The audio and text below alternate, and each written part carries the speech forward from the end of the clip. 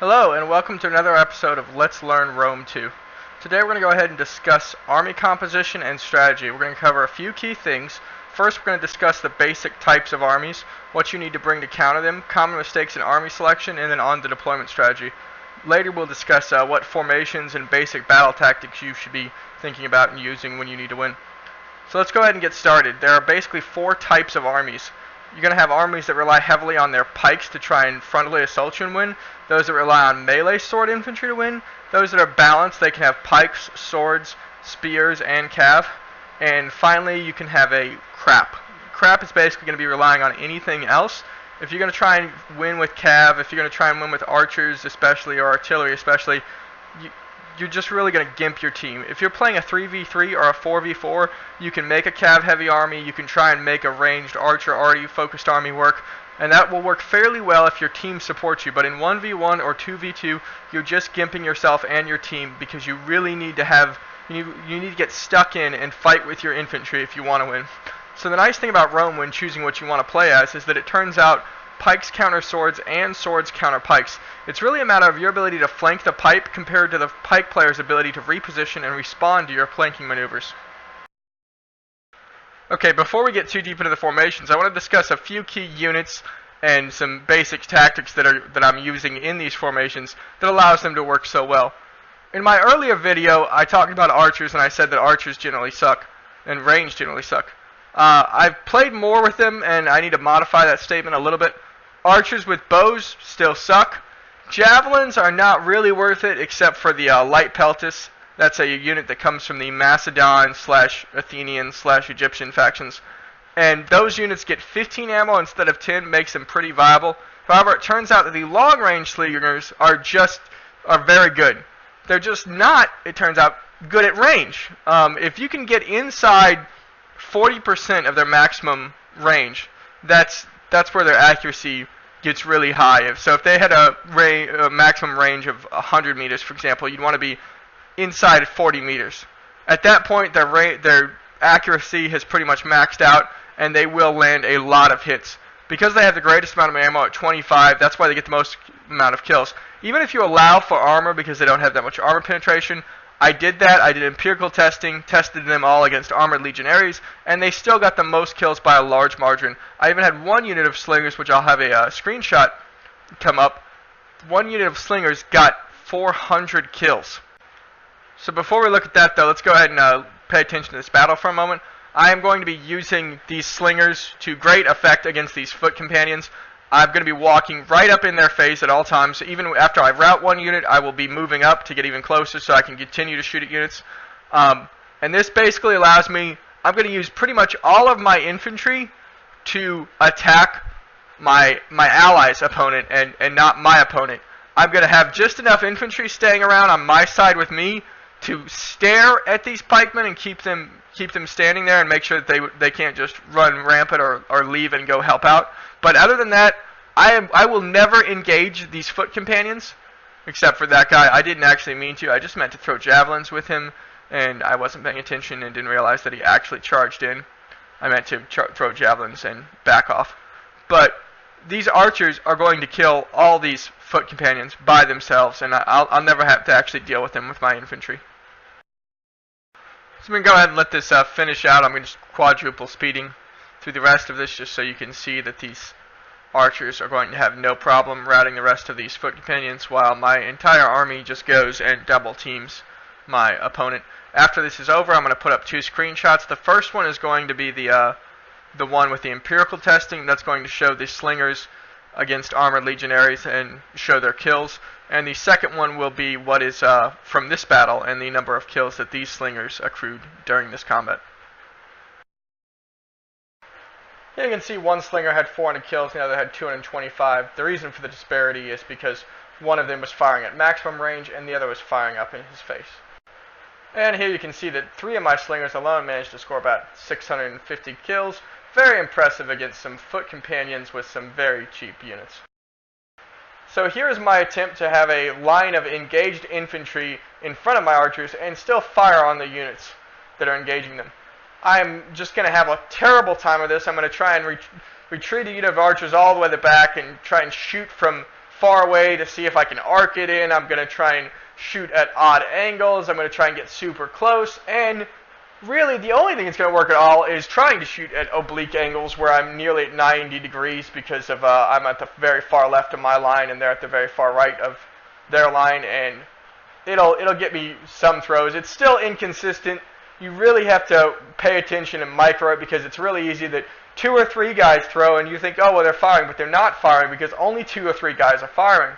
You'll see that with the archers in the back left, for example. They'll throw two or three arrows out from a couple guys, but that's it. That's not enough to actually matter. It's pointless. So if you're using archers behind your infantry line, you may not have even noticed this. You may have seen them occasionally fire and thought, well, they're working, but they're not. They're not firing 60 or 120 arrows. They're firing 3.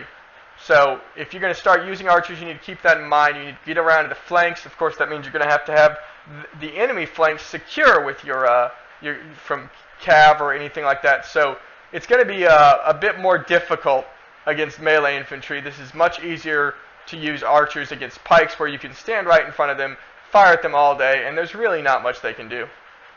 Okay, so one last thing I'd like to add about ranged units. These are Iceni chariots, and they are bugged. It doesn't matter how many times they toss their javelins, they just have an infinite supply. Here you can see me going along the ground. These 4 chariots have just killed everything. They've laid waste to all these armored units. I just got bored eventually, but you can see the blue bar underneath in the unit tab. The blue bar is their ammo. You can see it hasn't changed at all. So apparently 1 unit of these is really all you're ever going to need to defeat a square formation. So this is going to be a tie-in to later we're going to discuss how to properly pin and flank a phalanx line. But this is going to show you that right here we have a unit of gladiators by themselves, a 500 denarii unit, fighting 2 basically 1,000 denarii foot companions at the same time. And this gladiator is going to beat both these foot companions. Then they're going to go ahead and beat the general as well in melee. And the foot companions could have won this if you do it right. You can give them the charge bonus. You can flank the gladiators and stuff, and they'll win. But this is simulating the gladiators having flanked a unit. All right, so that's why they're not getting the charge bonus or anything, or the use of their pikes. So the point is to show you that if you can get around and flank a unit, that you don't need to flank with half your army to successfully beat these guys.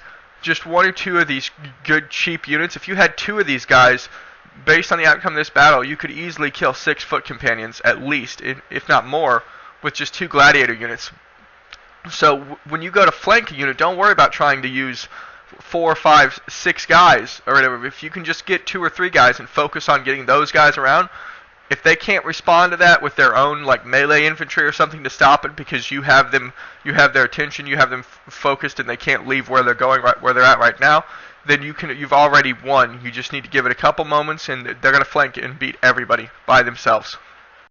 Okay, it's finally time to get started on formations. Let's go ahead and start with using melee to approach a pike line. The first thing you want to do here, of course, is pin and flank, but there's a right way to pin and flank and a wrong way. You can see I have a strong left, a good mid, and a kind of weakish right. Now, the reason I chose a strong left instead of a strong right, or 2 equal flanks, is twofold. First, you should always choose a strong left over a strong right if you're attacking, because a unit holds its sword in its right hand, which is your left side, and that has the weapon, not the shield. Attacking on that weapon side negates the shield bonus, so that's a bit of a pro tip for you there. It's not quite as good as a rear attack bonus, but it's nearly so. The other reason I chose a single flank is simply management and opportunity. The enemy has likely uniformly divided their army. That means if I uniformly divide, it's harder for me to create local superiority. With 5 flanking units on one side, even 2 or 3 units being sent to counter can still themselves be pinned and flanked. And with too much going on, you can easily end up with a pike attacking on one side while you're over here, and you don't have time to react, and you then pull back, and now you've actually got an engagement that you head on with pikes that you didn't want. Now, when I talk about pinning a unit, the way to pin pikes is very simple. Give them a firm and very sincere stare. That's all you need. You don't pin by attack. You pin by forcing them to stand still because they're scared that you might attack. If they charge, you'll pull back. If they continue to charge, you fan out, flank, and destroy them. If they retreat, you let your flanking forces that you have sent around even if it's just one or two, we already showed how 1 and 2 gladiators can destroy multiple units. You flank, you wait, and you destroy them from behind. Even once they engage, you don't feel the need to attack. There is no need, because the pikes are still facing you. You could still lose a lot of men charging them head on. Just wait till they break to the point that your flanking forces have broken them to the point that they're no longer a pike, or they have just routed them themselves. Only charge when the enemy has tried to maneuver to counter and has left the flank of a unit exposed. So when you're fighting a pike line, if the enemy is good, as you maneuver around a flank, they're going to draw up units alongside and try and block your maneuver and keep you facing the front of them. And even if they didn't start out that way, they're probably going to end up in a box formation. So let's go ahead and take a situation right here where we have the enemy is already pre-squared up, and I have a bunch of Roman melee infantry, and I'm going to try and break this box. When defeating the box, you're going to want to make maximum use of the game mechanics. I'm going to order units to charge and retreat, and I'm going to do that twice in order to use up all their javelins. Roman infantry javelins do 12 to 15 kills per toss for 25 to 30 kills total per unit. Now that doesn't matter what unit it is. You can have a unit of gladiators, you can have a unit of hastati, you can have a unit of praetorians. It doesn't matter, they all do the exact same amount of damage. Now I'm going to toss these, and I'm also going to use slingers at the same time. Try and maximize the amount of damage on one unit to hopefully get it to rout just through overwhelming fire and massive casualties inflicted quickly. So it routs not at 30 men or at 20 men, but at half HP, at 60 men it decides to rout. That won't always be successful, but I'm going to try and do that. I'm also going to try and shoot those javelins and throw those javelins and shoot those sling arrows into the right side. Remember how I talked about the shields not being there? So you're going to see me focusing on my left with these archers. That is intentional. I want to hit that left corner where there is no protection.